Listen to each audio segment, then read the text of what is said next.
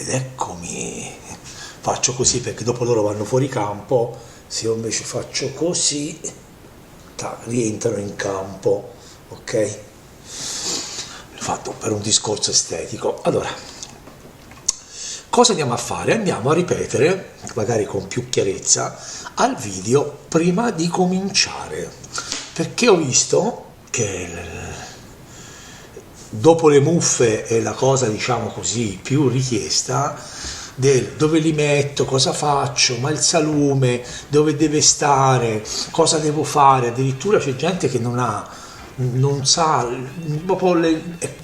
faccio un passo indietro, questa non è una critica, questo è per cercare di aiutarvi. Allora vi devo dire alcune cose, ok, non me ne abbiate a male, non è certamente una critica, anch'io quando stavo per imparare o quando diciamo così mi accingevo a imparare ci ho messo tanto tempo per capire tutto, ma ci ho messo anche degli anni, ancora oggi sto ancora imparando e sono passati 10 anni, ok, da quando ho cominciato in via privato, al pubblico e via discorrendo, ok? Che abbiate l'umiltà di capire queste cose qui. Finito di detto questo, cominciamo. Voi pensate al sale, al pepe, a tutto quanto, ma non pensate a dove mettere i vostri salumi. Allora, prima di tutto dovete vedere se voi avete una situazione adatta a dove piazzarli. Allora, o avete un frigorifero trasformato in maturatore, o avete una bella cantina, ma una bella cantina si intende che voi misurate la temperatura e l'umidità di tutto il giorno costanti e la notte, perché se questa cantina è troppo esposta e mi va a una temperatura bassa, meno 2 gradi, 3 gradi, sciupate tutto, ok? E poi magari il giorno mi torna a 10-12, oppure il giorno mi va a 20 e poi no, deve essere costante. Se non è costante la cantina va coibentata o ci va messo dentro un umidificatore, si trovano su eBay, si trovano insomma ovunque, umidificatore perché butta l'acqua, perché la temperatura deve essere fra i 10 e i 15 come range e l'umidità fra i 70 e gli 80. Allora sapete questa cantina? Misurate, prendete uno strumentino, vi faccio vedere dopo, misurate, ma misurate nell'arco delle 24 ore. Se avete gli sbazzi notevoli lasciate stare. La roba non può andare in frigorifero, almeno che non sia un solo pezzo, 2 appeso come ho fatto diciamo qui, va bene? E dentro ci mettiate uguale una baciasca di acqua, perché l'umidità, il frigorifero cosa fa? È stantivo, non passa l'aria, vi verrà, ma verrà carne secca, si chiama così, non verrà un prodotto maturato, bello, profumato, anche perché andrà a prendere tutti i sapori che ci avete intorno, no? Il sapore del formaggio, tutta roba che ci mettete. Poi fate voi, però così secondo me non cominciate bene. Allora, prima di tutto vedete dove potete piazzare queste cose. Allora a questo punto forse iniziate a farvi le altre domande. Poi cominciate facendo, che ne so, un guanciale, un capocollo, perché sono molto resistenti. Allora vedete un pochino com'è andata. Cominciate con un salame piccolino, di quelli, per intenderci, il salame nello stesso involucro che si fanno le salsicce. Vicino, così vedete subito, no? Qual è l'iter, diciamo così, da seguire, quello visivo, no? Poi vi ricordo queste fasce, questi step da fare.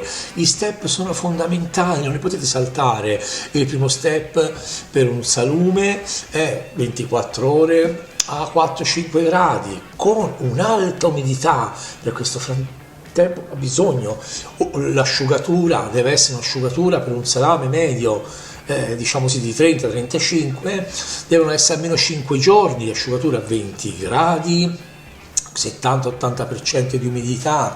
Poi deve passare in stagionatura, un salame, quello normale, da 35, ora come intenderci, come sto qui, ecco, questo qua deve stare almeno 40 giorni, con un range dai 10 ai 15, è umidità. Se voi non diate quello, cosa succederà?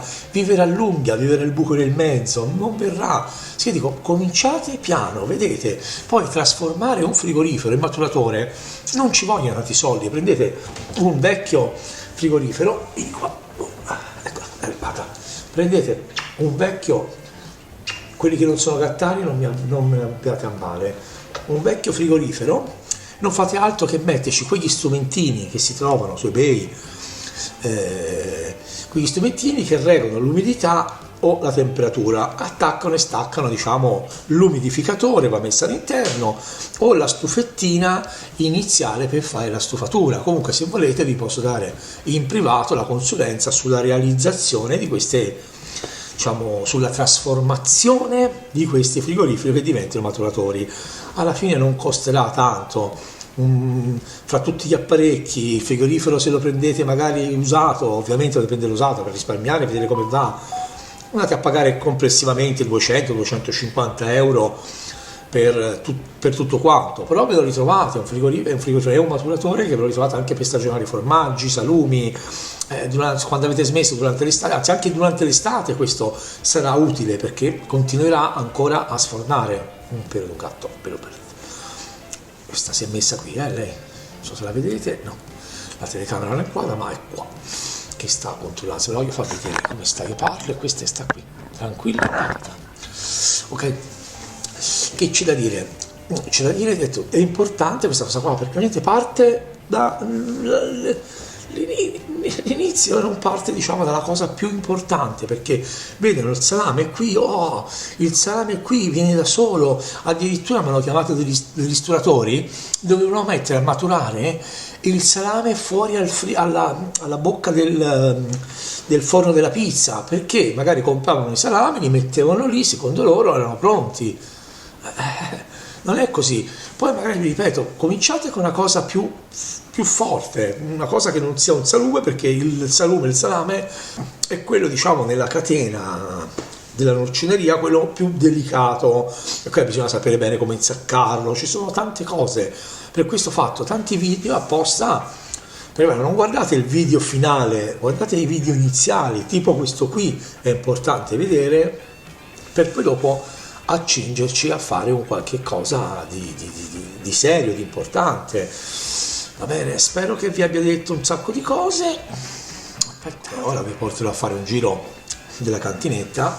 Vi ricordo che questi video li faccio base per cercare di trasmettere questa passione, perché in maniera che voi, chiunque a casa, possa avere gli strumenti necessari per poterli fare, perché altrimenti c'ho la stanza maturatore con tutti quanti gli accessori, insomma sono organizzato in un'altra maniera, ma è inutile farle lì se poi dopo portano difficoltà a voi altri, sicché cerco di fare proprio le cose basi, la maturazione fatta casalinga, la cosa casalinga, in maniera che poi vi possa trasmettere. Poi non toglie il fatto che voi vi appassionate e prendete un maturatore decente, una cosa decente e via discorrendo.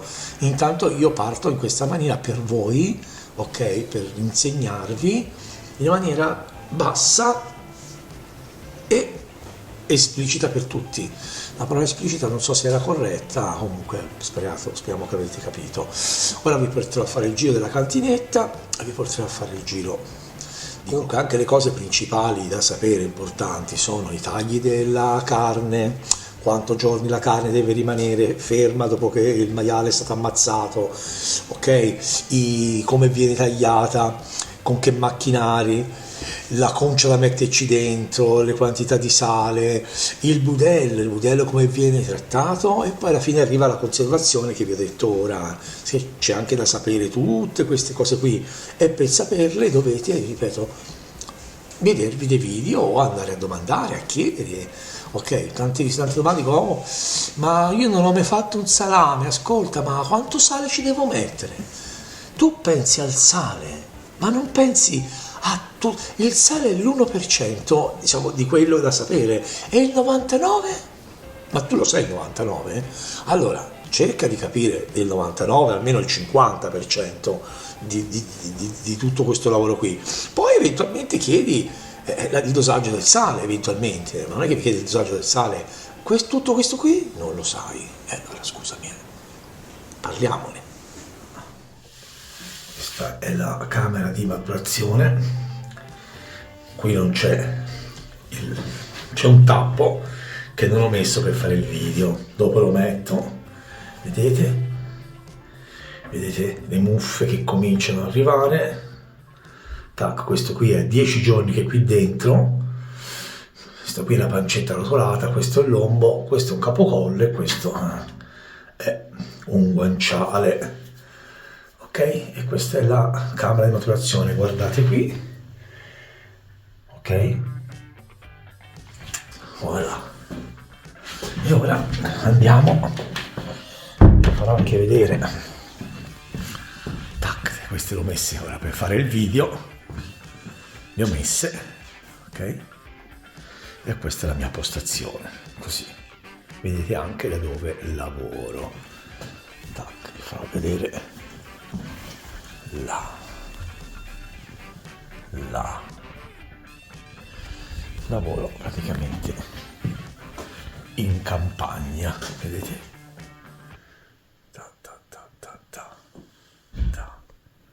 Ok. Comunque spero che questa ricetta non mi arriva il sole in faccia, devo sbrigarmi. Spero che questo video vi sia d'aiuto, ok? E spero tanto che mi gettoniate un like, mettete il mi piace, vi iscrivete alla mia pagina, perché sto dedicando tanto tempo e tanta passione per questo tipo di lavoro che è il norcino, o tipo diciamo di passione che è il norcino. Che cercate di contribuire anche voi diffondendo la mia voce, il seguirmi, perché all'80% c'è lo strumentino iSing che ti dice chi fa che, chi non fa cosa. L'80% vedono i miei video ma non si segnano e non seguono il canale. Che fate questa gentilezza a me e anche a voi, perché verrete avvisati quando ci sarà un video nuovo. Segnatevi al canale o diffondete la voce, ok? Spero che vi sia piaciuto.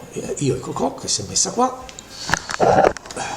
tac, qui non si muove, e i miei salami che devo fare così per metterli a fuoco, mi dite perché, la telecamera, tac, ok, sono a fuoco ora, benissimo, vi salutiamo, ok, è troppo su, vi salutiamo.